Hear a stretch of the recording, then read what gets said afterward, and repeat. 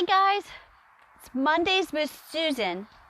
Hey, and it's actually such a beautiful day, even though it's January and have had so much cold weather. It's actually pretty nice, but it is really windy. So can you guys still hear me? I just need you to let me know if you're having trouble hearing me. If the wind gets too much, it might shake the camera around a little bit, but hopefully that will not be too much of an issue for us today. And thanks for joining me. I'm glad you're here on Mondays with Susan. And our topic today is, do you trust yourself? Right? Now we kind of covered all that. If I have enabled direct chats, so you will be able to talk directly with me from that. So you'll be able to do that. Not a problem. You can always find me at SusanRileyOnline.com. That's my website. You can always find me there. Okay, gang? That this has been on my heart for 2 or 3 days, and I just have been really seeking as to how I can best serve you. What would be good way to do this? And it's around that question. Do you trust yourself? I know there's a lot of different ways that can be applied, but I'm talking in reference to just a little bit of teaching and a little bit of informational first. We have 6 mental faculties, 6 of them. I know most of us don't. We may have thought we had 1, but maybe you guys can think of a few of them. Reason, intuition, memory, will, perception, and imagination. But I just wanted to kind of go over that. I know we all know reason. Reason is what we use for our critical thinking, and that's what we're taught with in school. All of our schooling is based on the reasoning. That's what they teach us to do. We give you this information, you think about this and do something with this information. That's pretty much how we've all been taught. As far as, we've heard a little bit about will in reference just to having willpower, but that's your ability to concentrate, to do a focus on something. Memory is great. Memory is a skill. Anybody can improve it. That's just a skill. So it just takes a development of it. Your imagination is cool. That is your ability to see what is not yet manifested into form yet. Because everything is thought of twice. Somebody must think of it in their imagination, in that form of the invisible, in the form of the ethereal. They think of it and create it and go through the problems of the what ifs and think on it long enough, then put some action to it for it then to become a material substance, like this shirt. Somebody had to think of first the material to make the shirt, and then somebody had to think up this amazing little slogan to put on it. But somebody thought of it first before it existed. And that is true of everything in life. Your intuition is where you connect with your subconscious. Your subconscious is the part of you that gets to connect to the infinite. It's your subconscious that has ability and resources for anything and everything. So, and then your perception. Your perception is how you interact with the world. And all of us, depending on everybody knows this too, if you do not feel safe at a home or at a job or in a relationship, then your perception of it, even if there's like going to the movies. You go to one of the horror shows and you want to be thrilled, and you're going to sit there and get scared, and you're going to get an emotional and a physiological reaction. Your heart's going to beat faster, and you're going to feel that you're going to have the perception for a while, even though you're sitting right there in a movie theater. There's not the murderer in the room with you, but your perception at that time is life's not safe. Okay. However you've chosen to interact with those. I want to focus a little bit on your intuition and your perception today, because those make a big difference on that question I asked you. Do you trust yourself? Now, how we have been given information, what has become the norm for how you can interact with, how you perceive the world to be, is going to make a big difference and impact on the choices that you make. I was conditioned, programmed a lot from my youth with my family, and then our culture did a lot too. It started teaching so much. One, I was not of any value, and then secondly, that if it's inconvenient, it doesn't have value. So, we spend our whole lives trying to please other people because of I think along those two lines. I am not of value, and if it's inconvenient for me, if I become inconvenient for somebody else, then I am not of value. And I bought into that. It had to be, make sure it was convenient. If it ever got to be inconvenient, then that perception would kick in and color my decisions.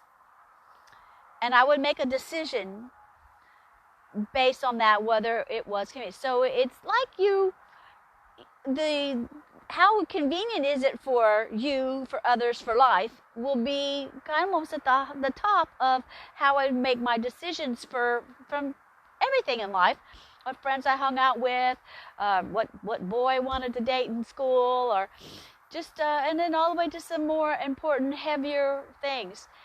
And I wish that I had been given an opportunity to find out that my intuition, that part of you that knows, the part of you that just knows, that you know.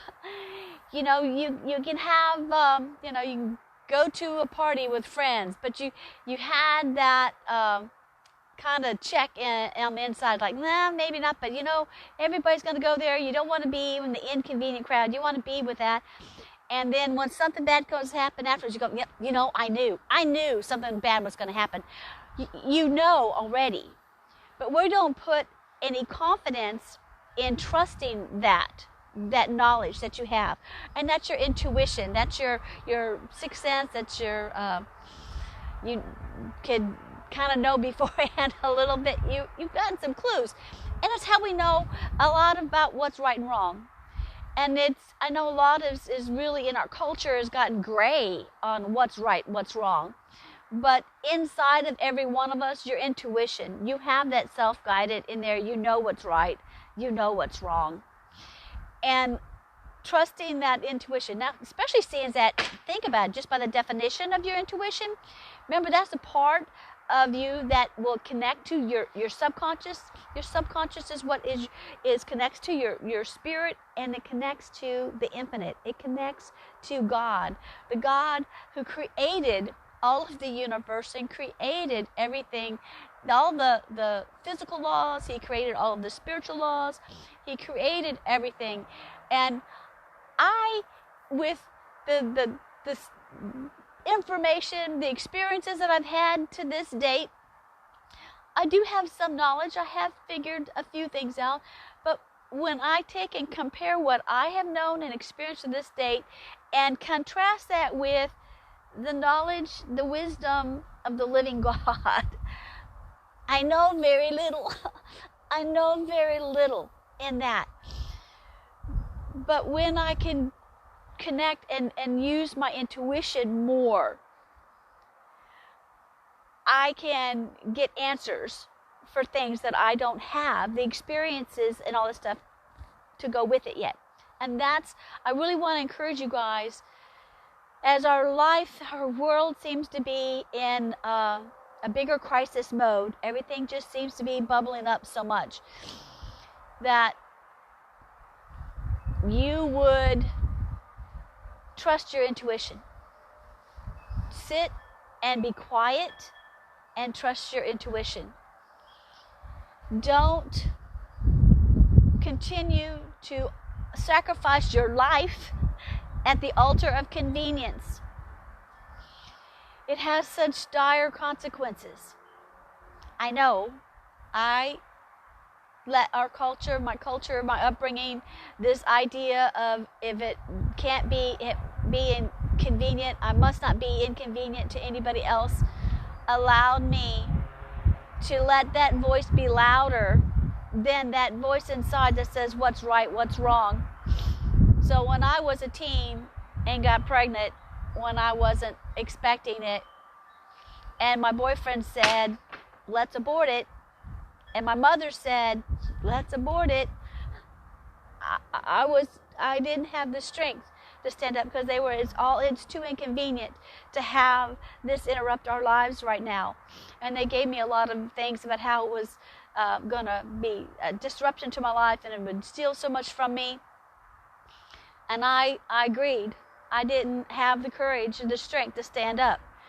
And there's not a day that doesn't go by that is not something I regret. It took me a long time to be able to forgive myself and to acknowledge it for what it was. I murdered my baby. I allowed somebody to take and cut it up into pieces while it was still inside my womb and take it from me. And it has taken a lot to forgive myself. But it made me really acutely aware that I did it all because it was inconvenient. It was going to be inconvenient. And so I must do anything, bend over backwards, stuff that really didn't make sense in my heart, that it didn't make sense. That I know life is precious and it means a lot to me, but I still was talked into that.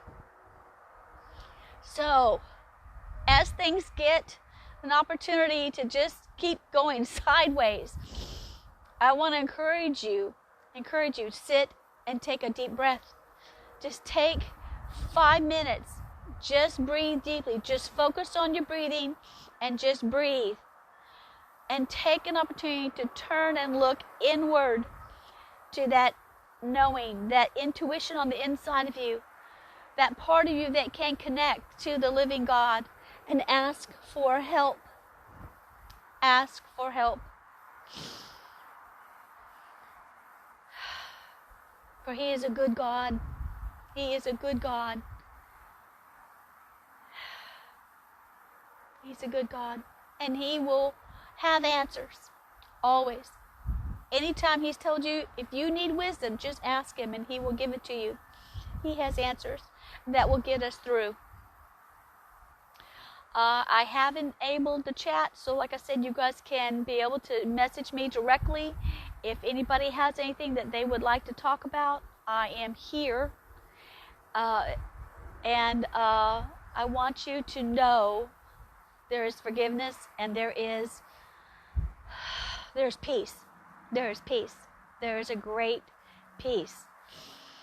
And that's what I want for you, that what I've been able to experience. It seems the more chaotic our world goes, the deeper my peace becomes, the deeper it gets.